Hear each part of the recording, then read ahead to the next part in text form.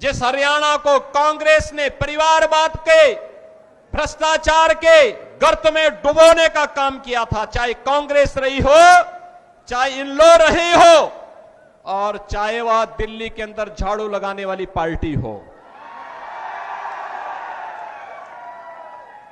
याद रखना, बहुजन समाज पार्टी के हाथी का पेट इतना बड़ा है वो कभी भरता नहीं है, कभी नहीं भरने वाला है। वो वोट खराब हो जाएगा, याद रखना। और मैं यही कहने के लिए आज आपके पास आया हूं, बहन और भाइयों, कोई ऐसी गलती मत कर देना कि जो आपस में बंटे। याद रखना, बटे तो कटे, ये कभी नहीं होने देना है। और एक कांग्रेस का जो हाथ है ना, ये अभी हालात को और बिगाड़ने के लिए आया है।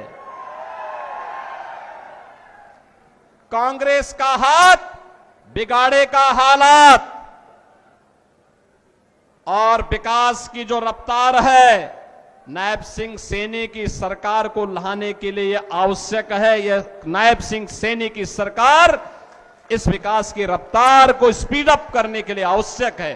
बहनों और भाइयों, आज कांग्रेस का ढांचा वैसे ही जर्जर हो चुका है जैसे अयोध्या में बाबरी ढांचा था।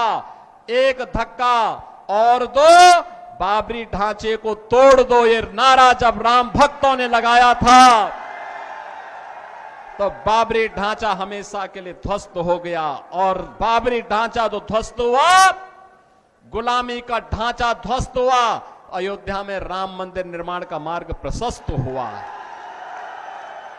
और मैं आपका यही आह्वान करने के लिए आया हूं, जो ये लोग जाति की राजनीति करके आपको विभाजित करना चाहते हैं, मैंने कहा था ना कि बटोगे तो कटोगे, एक रहोगे तो नेक रहोगे। कोई माई का लाल आपका बाल बांका नहीं कर पाएगा। बहनों और भाइयों, स्वतंत्र भारत में कांग्रेस का दायित्व था कि पहला कार्यकर्ता अयोध्या में रामलला के भव्य मंदिर के निर्माण का मार्ग प्रशस्त करता।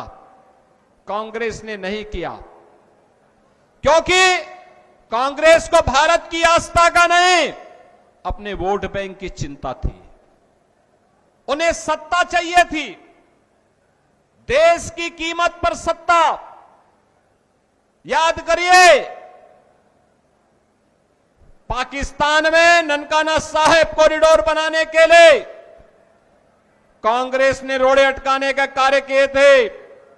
आज भी ननकाना साहब में, वहां पर जब गुरु गोविंद सिंह जी महाराज की प्रकाश पर्व आता है, वहां पे हरि कीर्तन नहीं करने दिया जाता है, रोका जाता है।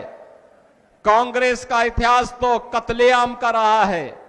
1984 में सिख बंधुओं के साथ क्या किया था, और अभी राहुल गांधी क्या बोल रहे थे विदेश में जाकर के, सिखों को गाली दे रहे थे, भारत को अपमान कर रहे थे, भारत की संवैधानिक संस्थाओं पर उंगली उठाने का कार्य कर रहे थे।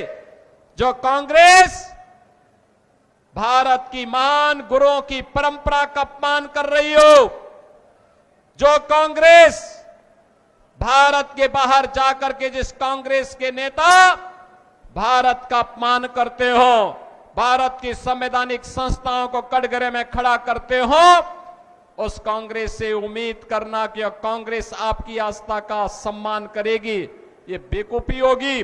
और कांग्रेस जो की थी उसको उसके हालात पर पहुंचाने का काम जनता जनार्दन ने किया।